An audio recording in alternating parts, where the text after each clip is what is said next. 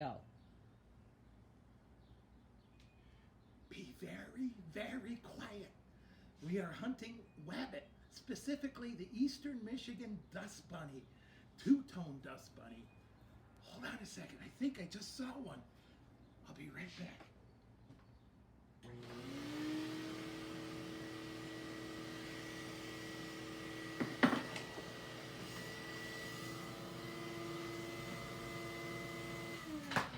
Got 'em. They're rarely seen two-tone Eastern Michigan bunny, dust bunny, and it's mine. Thanks for having some fun with me this morning, folks. The Vac Man, I'm back with you. We're going to be going over some brush roll maintenance and belt maintenance. Let me finish getting a few things, and I'll be right back. Okay. Welcome back. Thanks for giving me a second to get set up. We're going to talk about a Panasonic today. This has a floor plate and belt setup that's very common. We're going to cover other vacuums in other videos. I'm trying to keep this down to under 5 minutes so that it doesn't get too intense or too much information at once. This Panasonic here is actually a nice machine, and it's very common as far as replacing belts and brushes or cleaning the brush roll.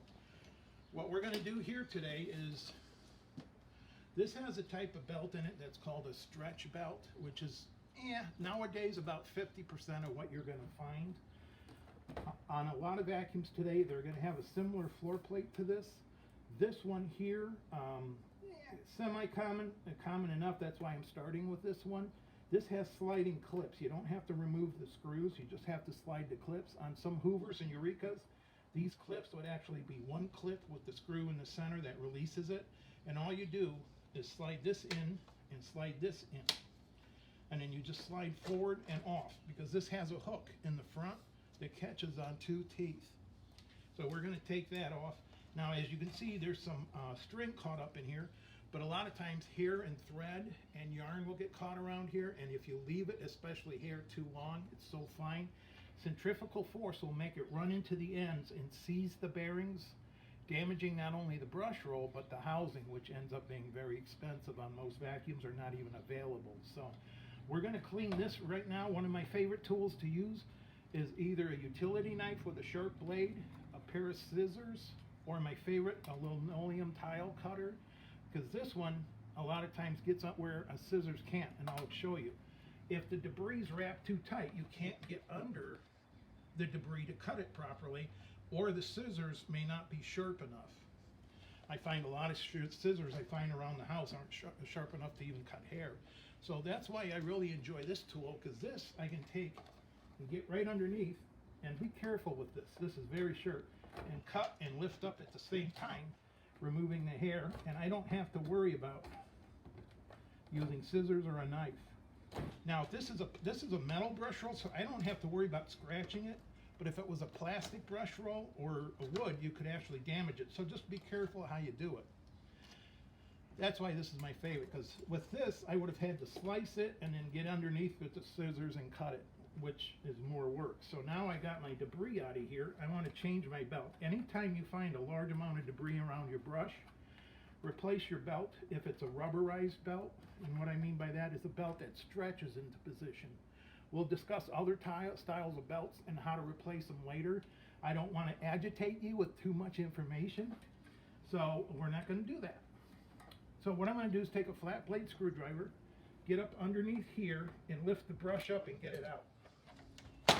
Once I get the brush out, I can continue getting any loose stuff off. And then I want to check and make sure that the end caps are spinning smoothly. If there's any ratcheting or catching or stiffness, you want to have this serviced or get in there and clean it, get all the debris out of the ends. And I'll show you on another day how to do that.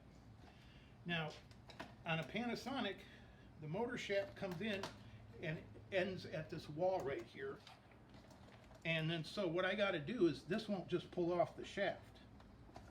I have to flatten this against the wall. I'm using my thumb and flattening the belt against the wall to get it off the shaft.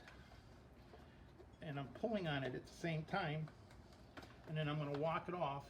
And then I'm going to repeat the process. I'm just going to take the new belt, flatten it against the wall to get it past the edge of the shaft. Can you see the shaft down there? Little silver shaft. Okay, so I'm going to push that past the shaft and get it on. Now it's secure on the shaft. All I have to do, now this is a rubber belt, so like I said, you don't want a belt like this to go past a year. The other style of rubber belt that you'll find is this style. If it stretches to go on, you don't want to go past a year on a belt because all manufacturers recommend 8 months to a year. The belt may look okay, but if it's stretched, it won't pick lint up off of the carpet. Because if you've got plenty of suction, but little pieces of lint won't get picked up, that tells me that the belt is bad. So then all I'm going to do is on this end here, there's a little cap, and over here is a little hole. That cap's got to fit in the hole. So what I'm going to do is just make sure you put the belt over the shaft, over the brush, put it inside of the hole, and then just drop it down in. Very important thing when you're putting a vacuum back together, when you change the belt. As soon as you get the belt on the brush, take your brush and rotate it. You want to make sure that that's centered on the center pulley of the brush roll, because if you don't do that and you put this floor plate on, I have had so many vacuums come in thinking they were broken because the brush wouldn't spin after putting a new belt on, or it would break the belt. That's because the belt got pinched between the floor plate and the brush. So before I finish, I'm going to take this brush once the floor plate's on and rotate it. It should move with a little resistance, but not too much. So this way I know that the belt's not pinched, and when I turn it on, everything will work. So that's it for today. Before I leave, how do you catch a unique rabbit? Unique up on them. Well, don't forget to subscribe and share this video. We're going to be covering some other machines in the next video and some other styles of belt, and eventually we'll be covering also filter maintenance and bags and bag replacement eventually. So that's it for today. I appreciate your time, and we'll see you on the next video. Be well.